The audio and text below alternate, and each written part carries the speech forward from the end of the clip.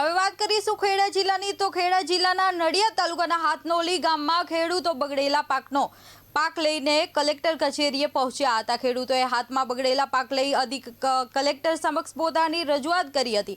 ખેડૂતોના જણાવ્યા મુજબ 31 જુલાઈના રોજ પડેલા ભારે વરસાદ બાદ હાથનોલી ગામની આશરે 250 વીઘા જમીનમાં છેલ્લા 13 દિવસથી વરસાદી પાણી ભરાયેલું છે।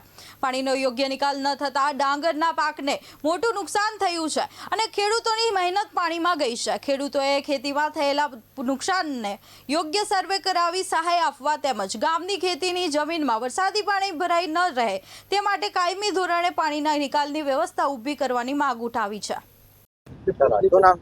મારું અમૃતભાઈ બચુભાઈ ભોઈ, શું કહેવું છે? બોલો। ગામ હાથનોલો રહેવાસી।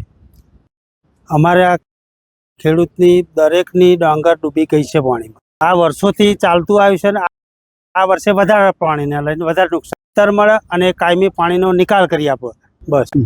જી, શું નામ તમારું?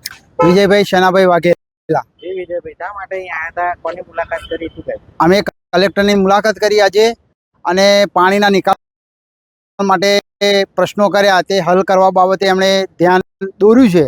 હવે અમારી હાથનોલી ગામે જે ખેતીલાયક જમીન છે એમાં 31 સાથે જે વરસાદ પડેલો તેમાં 250 વીઘા જમીનમાં નુકસાન થયું છે।